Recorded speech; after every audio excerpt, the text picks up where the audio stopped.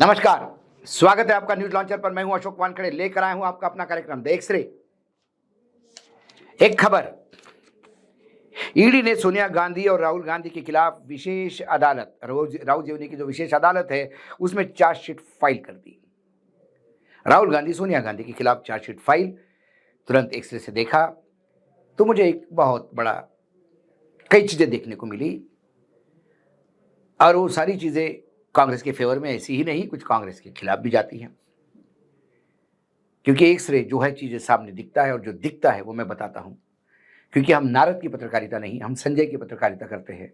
जो महाभारत में जो दिखता था वही बताते हैं। तो सोनिया गांधी और राहुल गांधी, इनके खिलाफ नेशनल हेराल्ड वाला एक केस चल रहा है। ये 2012 का मामला है। मामला ये है कि नेशनल हेराल्ड, ये जो कंपनी है एसोसिएट जनरल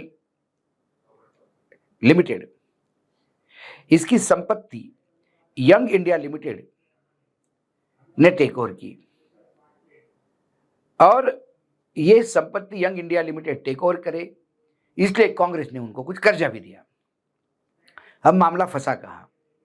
ये एक कंपनी ने दूसरे कंपनी को टेक ओवर किया, तो इसमें मामला गलत क्या हो गया? अब यंग इंडिया लिमिटेड में 38% शेयर है सोनिया गांधी जी के, राहुल गांधी जी के, यानी 76% शेयर होल्डिंग मां और बेटी की है। और इन्होंने जब AJL associate general limited take over किया तो उसकी करीब करीब 200 करोड़ की संपत्ति, जो ईडी कहती है, ईडी का वैल्यूएशन है 200 करोड़ की संपत्तियां ये यंग इंडिया लिमिटेड के पास आ गई, जो मात्र उन्होंने 50 लाख में ली, ऐसा कहना है। कांग्रेस ने यंग इंडिया एजेएल को 90 करोड़ 21 लाख रुपए कर्ज दिया था। वो यंग इंडिया के द्वारा ऑफसेट कर दिया गया है। ऐसे कई आरोप है, मतलब यदि मैं जाऊं तो पूरा दिन निकल जाएगा इन आरोप और प्रत्यारोप में। इतनी बड़ी चार्जशीट 2012 से मामला चल रहा है। सुब्रमण्यम स्वामी ही हैं कि जो लगातार आजकल नरेंद्र मोदी को गाली देने में सबसे आगे है, उन्हीं का निकाला हुआ एक केस है। अब इसमें मोतीलाल वोरा, ऑस्कर फर्नांडिस अभी नहीं है, इनके भी नाम है। ये चार्जशीट फाइल करने के बाद अब राहुल गांधी और सोनिया गांधी जी को केस चलेगा। इसमें दो मत है। कुछ लोग कहते हैं कि ये राजनीतिक प्रभाव से, दुष्प्रभाव से किया है, कि राजनीति के बदले के स्वरूप, क्योंकि अब बिहार का चुनाव नजदीक है तो ईडी को तो एक्टिव होना ही था।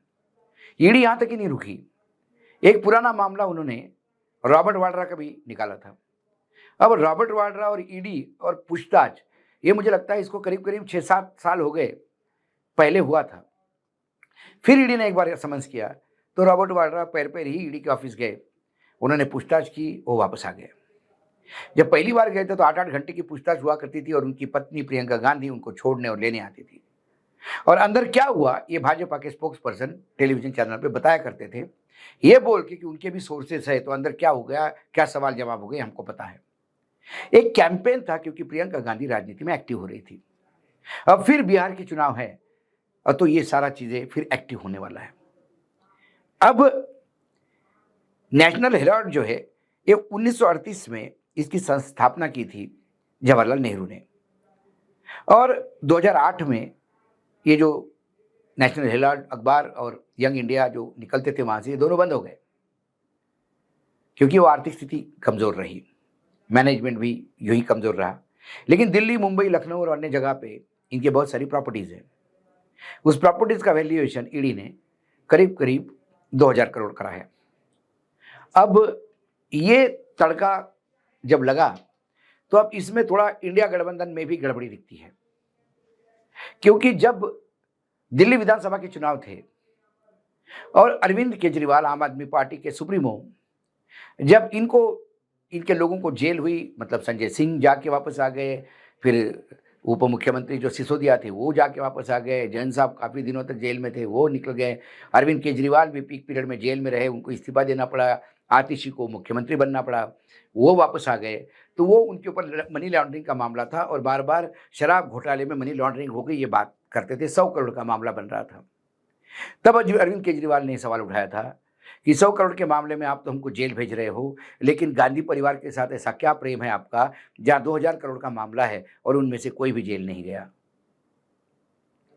ये दिल्ली चुनाव को लेकर कांग्रेस और आम आदमी पार्टी के बीच में तनातनी थी। अब स्थिति ऐसी बनी हुई है कि एक तरफ ईडी है जो दामाद, मां और बेटे पे शिकंजा कसना चाहती है। बाकी भी पदाधिकारी है कांग्रेस के, वो भी उसके अंडर आते हैं। जो दिवंगत गए हो गए वो तो छूट गए, लेकिन जो अभी है, जो पूर्ण रूप से राजनीति से दूर है, उनका भी नाम उछलेगा, क्योंकि कहीं ना कहीं वो भी डायरेक्टर थे। अब वो लोगों के खिलाफ भी ये मनी लॉन्ड्रिंग का मामला चलेगा। केस कितने दिन चलेगा? राहुल जी के छोटे कोर्ट में है, उसके बाद ये हाई कोर्ट जाएगा, उसके बाद ये सुप्रीम कोर्ट जाएगा। ये लंबा खेल है, लेकिन गांधी परिवार को उलझा तो रख दिया। यहां पे आम आदमी पार्टी को भी चुप कर दिया गया कि आप बोल रहे थे ना इनके खिलाफ कुछ नहीं होता, तो ये इनके खिलाफ हो गया है। जनरली जो प्रोसेस होता है किसी भी एजेंसी का, चार्जशीट फाइल करने के पहले तक वो आपको हिरासत में रखते हैं, क्योंकि चार्जशीट फाइल करने के लिए जो भी उनको सबूत चाहिए होता है, जो इन्वेस्टिगेशन करना होता है, वो आपका पुख्ता हो, इसलिए आप गवाह को बाकी जगह पे आप एजेंसी को डिस्टर्ब ना करें, इसलिए आपको जेल में रखा जाता है। आपसे बहुत सारी चीज़ें उगलवाते भी हैं, इसलिए भी जेल में रखा जाता है। एक बार चार्जशीट फाइल हो गई तो उसके बाद वो आदमी को जनरली जमानत मिल जाती है, क्योंकि अब चार्जशीट फाइल हो गई। अब तो अब एजेंसी को जितना कहना था तो वो चार्जशीट में कह दिया है। कई बार एजेंसी सप्लीमेंट्री चार्जशीट के नाम से फिर उठाती है और ये जेल के अंदर बाहर का खेल चलता रहता है। गांधी परिवार को क्योंकि जमानत मिल चुकी है पहले ही, इसलिए वो जेल नहीं गए। लेकिन अरविंद केजरीवाल का ये बात उठाना कि ये गांधी परिवार क्यों बाहर है, तो बीजेपी को कहने के लिए हो गया कि अब चार्जशीट फाइल हो गई, अब ये भी अंदर जाएंगे। लगातार भाजपा कहती है कि ये जमानत पे लोग हैं, ये किसी दिन भी जेल जा सकते हैं। तो क्या बिहार के चुनाव के पहले जिस हिसाब से बिहार में बीजेपी ने अपनी पूरी ताकत झोंकी है, और दूसरी तरफ राहुल गांधी और आरजेडी मिलके भी जो नई रणनीति तय कर रही है, उसको ब्रेक लगाने के लिए, क्योंकि स्लीपर सेल की बात तो राहुल गांधी खुद ही कर रहे हैं, इसलिए बीजेपी को डाउट है कि उनके जो पेरोल पे लोग वहां बैठे हैं कितना उनको मदद कर पाएंगे। ऐसे टाइम पे फिर एजेंसियां आगे आती ही है।